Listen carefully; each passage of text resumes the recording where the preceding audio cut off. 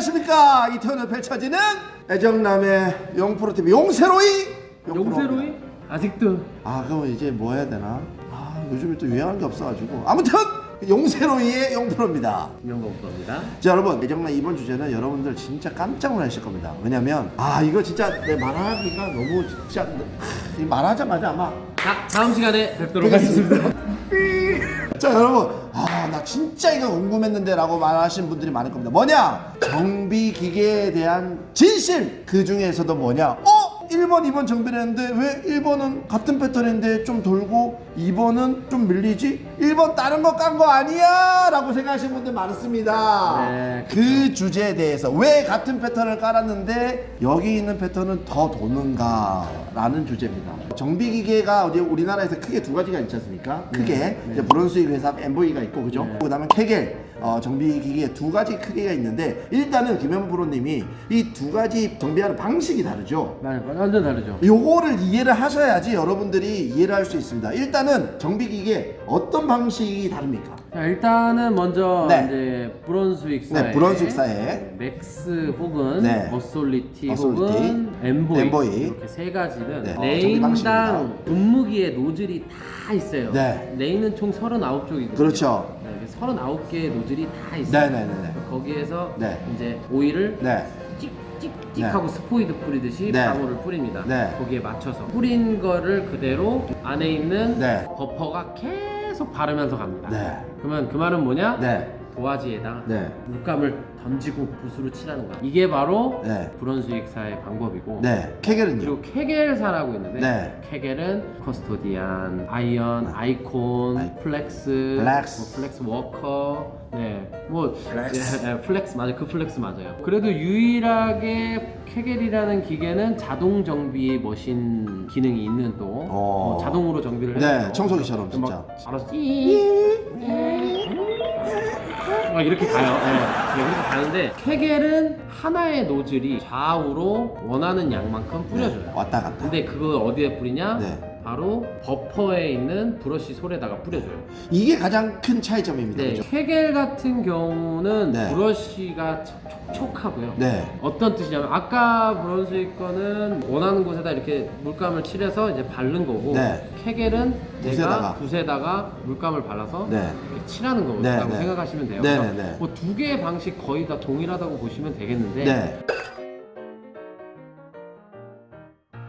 제가 생각했을 때는 네. 회사마다 각각의 차이는 존재해요. 네. 하지만 오일의 양은 네. 브론스윅이 조금 더 많이 나오고요. 네. 그리고 케겔은 흡수하는 능력이 세기 때문에 네. 드라이가 또 케겔은 또 엄청나게 네. 빵빵합니다. 그러니까 이게 일단은 간단히 요약을 드리면 큰 차이점은 브론스윅 기계는 노즐 39개 하나하나에서 직접 분사 네. 방식이고, 케겔은 이제 브러쉬를 통해서 이렇게 왔다 갔다 하면서 발리는 방식인데, 네. 중요한 거는 이것도 상황에 따라 다 틀리지만 가끔씩 보면 자주 쓸 때도 있지만은 뭐 사람들이 정비를 안 해서 오랫동안 세워놨다가 정비를 할 경우가 있지 않습니까? 네네네. 네. 그럴 경우에 예를 들어서 1번, 2번 레인 정비를 한다고 하면 1번 레인과 2번 레인이 저도 느끼고 아마 대부분 많이 느낄 겁니다. 달라요. 네.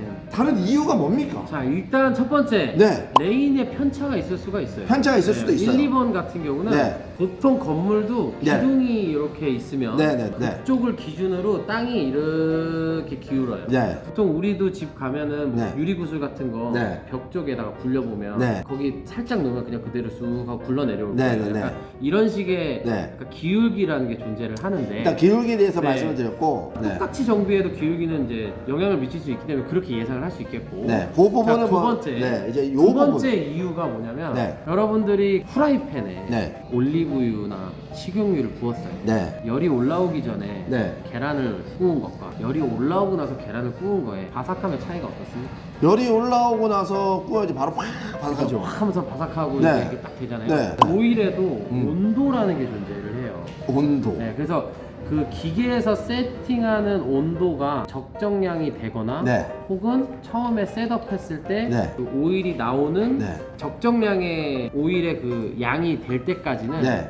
웜업이라는 걸 꼭 돌려줘야 돼요. 웜업. 네, 그래서 한 번, 두 번 정도는 웜업을 해줘야 되거든요. 네네. 근데 이제 그 웜업이 안 됐을 경우에는 아무래도 한쪽 레인에서 시작되는 웜업이니까 기름이 잘 안 발릴 거예요. 네. 아마도. 그러니까 쉽게 어떤 정비기계든 그래요. 오일의 온도도 되게 영향을 미치고 네. 이 웜업에 따라서 이렇게 나오는 노즐이 뭐 중간에 공기구멍이 있을 수도 있고 네. 한 번 정도는 오일을 한번 걸러줘야 네. 그래서 최소 우리는 2번 정도 거르고 시작을 하거든요. 그렇죠. 어쨌든 레인이라는 걸 웜업을 하고 움직이면 차이가 없다. 네, 근데 네. 뭐 여러분들도 아시겠지만 네. 유료 정비나 네. 혹은 바로 정비를 해달라고 부탁을 했을 때 네. 어떻게 보면 웜업을 할 시간이 부족하단 말이죠. 그쵸. 그래서 뭐 어쩔 수는 없어요. 네, 그것 네. 때문에 차이가 나는 거예요. 네. 네. 그리고 이제 여기에서 번외로 살짝 응용하는 걸 말씀드리면 네, 네, 네.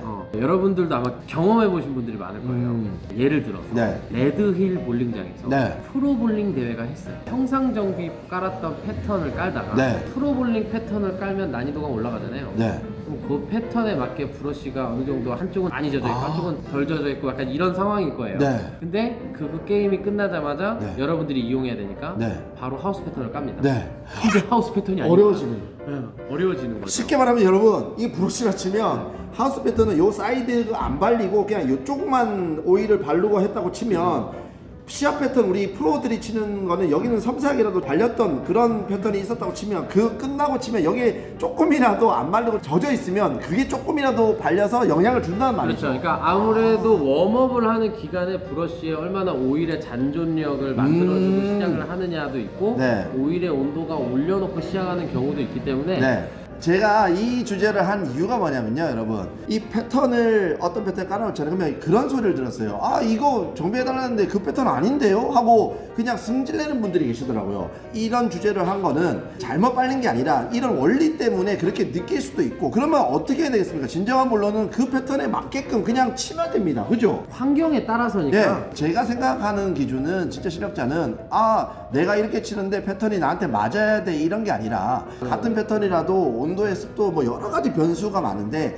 그러면 그거에 맞게끔 빨리 레인 파악을 해서 그걸 공략하는 것도 굉장히 큰 실력의 제일 어이없는 것 중에 하나가 네, 뭡니까?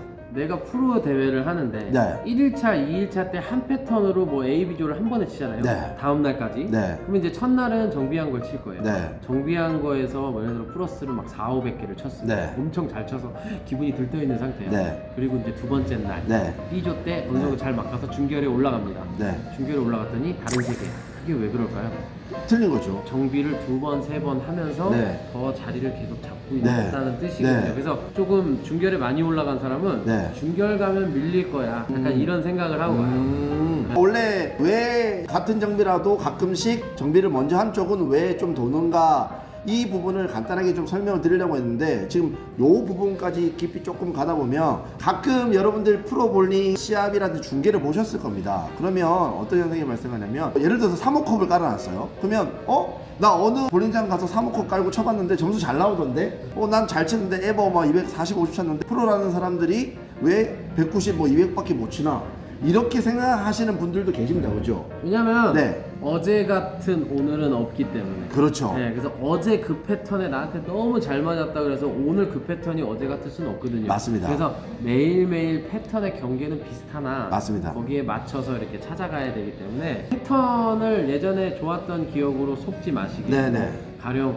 정말 내가 어썸에서는 43피트 하우스를 까면 최강인데 네. 어저께는 800 쳤는데 네. 오늘은 200밖에 못 친 거를 우리 탓을 할 수는 없는 거예요. 네. 거기에 환경에 적응을 못한 거죠. 왜냐면 그날 비가 왔거나 그렇습니다. 그날 건조했거나 네. 약간 이럴 수도 있는 거죠. 이 결론이 이렇게 날 수밖에 없는 거는 패턴이 조금 뭔가 본인이 생각하는 거랑 다르다고 하더라도 그거에 대해서 뭐 성질을 내거나 뭐 이렇게 하지 마시고 그냥 그 패턴에 맞게끔 공략을 하셔서 또 좋은 점수를 내면 또 그런 또 맛이 있지 않습니까? 그렇죠. 그러니까 항상 같은 패턴은 있을 수 없어요. 거기에 네. 근접하기 위해서 이제 협회라든지 아니면 모든 시합하는 사람들이 네. 그 패턴에 비슷하게 하기 위해서 노력하시고 있다는 거지. 네. 상황에 따라서는 항상 네. 변수라는 게 항상 존재하기 때문에 네. 상황도 변수도 많이 존재하고 또 웜업의 차이도 존재하고 네. 뭐 너무나 많은 여러 변수들이 가지 많습니다. 변수가 많다. 네. 그래서 오늘 이걸 들으신 분들은 머리가 깨지기 시작하죠.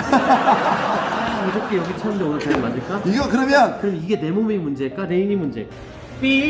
볼링은 네. 진짜 어마무시한 변수. 그 변수와 선택지를 잘한 사람한테 네. 100%는 나올 수는 없어요. 네네네. 90%뭐 근접한 자만이 상위권에 존재했습니다. 그렇습니다. 그 변수에 네. 맞는 매칭을 한 자만이. 확률 하지- 게임이니까요. 왜냐면 프로들은 다 실력이 네. 다 거기서 거기에요. 네네. 다 똑같아요. 다만 그 변수와 거기에 맞는 볼, 거기에 맞는 레인, 거기에 맞는 탑법, 거기에 뭐 온도나 습도, 뭐 상황 여러 가지 내가 상대방이 누가 치는지 막 이런 거에 그렇죠. 모든 변수를 다 최상의 퍼센트지로 만들어 놨기 때문에 그렇죠. 높은 확률로 네. 점수를 치고 있는 것 뿐이죠. 그렇습니다. 네. 거의 뭐 알파고가 돼가고 있는 거죠. 그렇죠. 그러니까 왜냐면 장기 지금 잘 두시지 않습니까? 네네. 장기를 할 때 보통 뭐 아. 두수, 세수 오, 비교가 앞을 좋네요. 보면 네네네. 뭐 그냥 한 16급, 뭐 네네, 13급 네. 되고 뭐 한 10수 막 그렇죠, 뭐 그렇죠. 13수 앞을 보면 네. 막 9단 막 그렇게 올라가는 네, 맞습니다. 단으로. 맞습니다. 그러니까 네.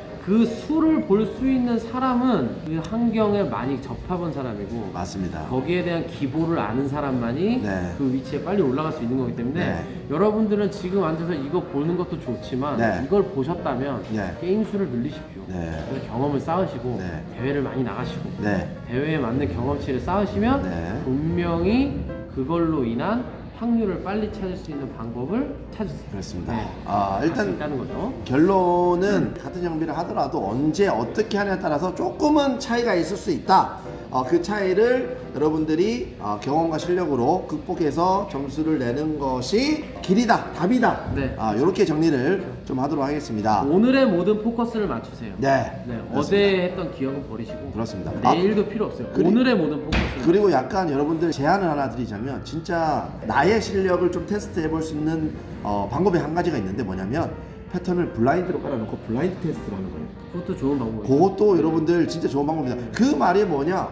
내가 예상했던 패턴을 깔고 쳐서 하는 것보다 예를 들면 하우스 패턴을 깔아놔도 정비 기계나 어떤 상황에 따라서 조금 다르게 나올 수도 있잖아요. 그렇기 때문에 실력이 늘어가는 겁니다. 맞춰가는 거기 때문에. 그래서 어떤 정비인지 모르고 깔아놓고 맞춰보는 거라든지 아니면 그거에 대해서 공략을 해서 스트라이크를 딱 치면 여러분도 그거의 쾌감이 또 장난이 아닙니다. 그렇죠. 예. 아무래도 모든 스포츠는 목표라는 게 존재하고요. 그렇습니다. 그 목표를 달성했을 때 그 성취감 네. 이걸 잊지 못하기 때문에 계속 하는 거라서 그렇습니다. 처음에 시작하는 볼린이들 처음에 초보자분들은 네. 스트라이크 하나의 희열을 느낄 수 있어요. 그렇죠. 두 번째 조금 실력이 늘어가면서 200점의 희열을 느껴요. 그렇죠. 그 다음은 250의 희열을 느꼈고 그렇죠. 그 다음은 퍼펙트의 희열을 느꼈고 맞습니다. 그 다음은 800 시리즈의 볼 게임에 볼을 타는 거에 희열을 느꼈고 그렇죠. 네, 그 다음은 볼 게임의 우승의 희열을 느꼈고 네, 계속 네. 이렇게 희열을 찾아가는 맞- 목표성을 찾는 동물 중에 하나이기 때문에 네, 네. 우리는 이 목표를 찾기 위해서는 네. 자기 발전이 가장 먼저다. 중요하다. 네. 이 기계 정비에 대한 원리와 간단한 차이점에 대해서 설명을 드렸고 중요한 거는 여러분들 다시 한번 기록을 말씀드리지만 어떤 패턴이든 간에 어떤 상황이든 간에 그거에 맞게끔 잘 볼 매치를 하셔서 즐겁게 부상 없이 치시는 여러분들이 되시길 바라겠습니다. 이것으로 용프로TV 애정남 레인 정비 기계에 대한 차이점 간단하게 알아봤습니다. 자, 그러면 이제 다음에 또 다른 주제로 인사를 드리도록 하겠습니다. 여러분 궁금하신 점이나 이런 게 있으면 요 밑에 댓글에다가 써주시면 저희가 성심성의껏 한번 파악을 한 다음에 다뤄보도록 해야 되는데 결국에는 저희 마음대로 한다는 거. 우리 범프로 TV 여러분들 어썸볼 TV 많이 구독 눌러주시고 사랑해 주시길 바라겠습니다. 대한민국 넘버원 채널이 되기 위해서 네. 일단 용프로를 이렇게 도와주면서 네. 한 단계 밟고 네. 올라가는 잘 되고 나서 용프로 TV 버리지 마세요. 알겠습니까? 반대로 이제 또 제가 여러분 만약에 김명훈 프로가 용프로 TV 이게 막 출연 안 하고 버린다고 하면 바로 가서 악플 달면 됩니다. 자 아시겠죠? 여기서 시청자에게 반응을 한번 알아보는 시간. 뭡니까? 용프로 TV는 네. 김현범 때문에 본다. 혹은 용프로 때문에 본다. 여러분의 댓글의 양에 따라서 김현범이 많으면 그 김현범 중에 5분에게 꿀샤워 드리고요. 참. 만약에 용프로가 많으면 진짜. 네. 용프로 중에 네. 5분한테 추천 들어온 거 주십시오. 뭐 지금 여기서 지금 뭐 인기 싸우자는 투표. 겁니까 뭡니까 지금? 여러분들 아, 제가 없다면 참. 이 사람도 없고 이 용프로가 없다면 저도 없어요. 이것도 호랑이 새끼를 그만이야 아주 그냥. 나 네. 진짜. 네. 알겠습니다 여러분. 난 볼링을 사랑한 죄밖에 없어. 너만 가만히 있었으면 둘 다 행복할 수 있었다고. 볼링의 세계. 자 여러분 이것도 맛있는 오늘 하겠습니다. 감사합니다. 고맙습니다. 이거 진짜로 할까 이거? 좋네. 아 뭐래 제 사인. 인기 투표인데.